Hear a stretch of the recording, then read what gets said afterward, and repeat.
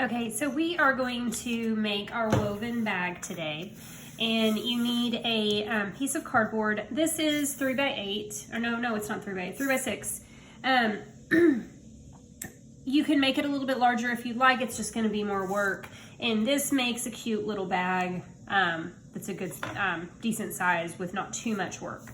So on the shorter ends, okay, on the 3-inch ends, you want to make a mark every 1/4 of an inch.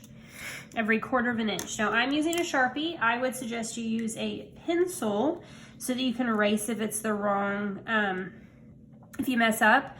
I'm using a Sharpie because it's easier to see on the video. So 1/4 of an inch. So this is 1 inch.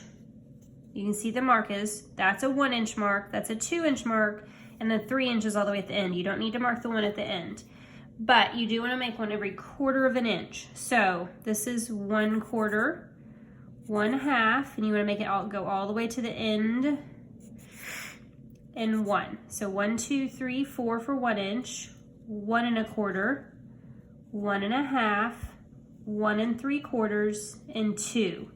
And then 2 1/4, 2 1/2, and 2 3/4. So you're not doing the one at the end. So you should have 11 marks.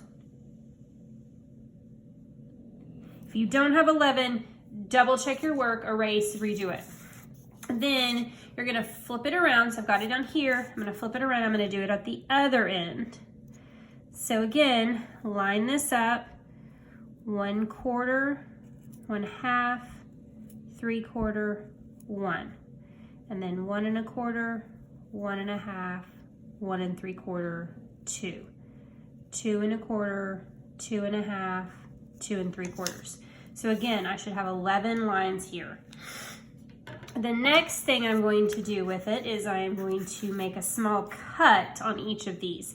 Now I have bigger scissors because that's what I have at home, but you can use smaller scissors too. Just know that since this is cardboard, it's gonna be a little bit more difficult to cut. The inside is the sharpest part, and it's also the easiest. Even with my big scissors, I'm still gonna cut it this way. You only wanna cut them about 1/4 of an inch. So that's what I tried to draw them at, was 1/4 of an inch. So I could cut them at 1/4 of an inch also.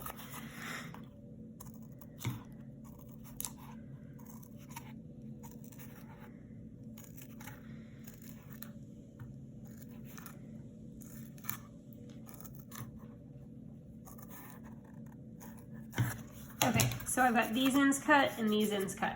And now, so this is my loom. And so now I am ready to add my warp threads. Okay, I'm gonna add my warp threads next.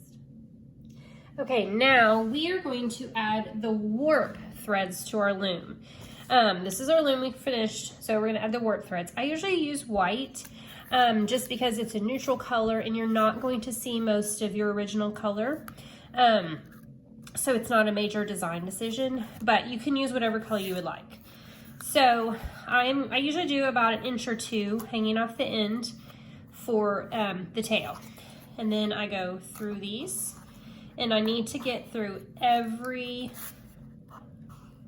notch. So these lines on the front are going to be parallel with the sides, and these are not. They're going to kind of angle a little bit.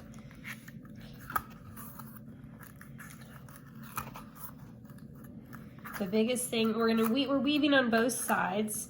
Not sure if I already said that. So that's why we're doing both, putting lines on both sides.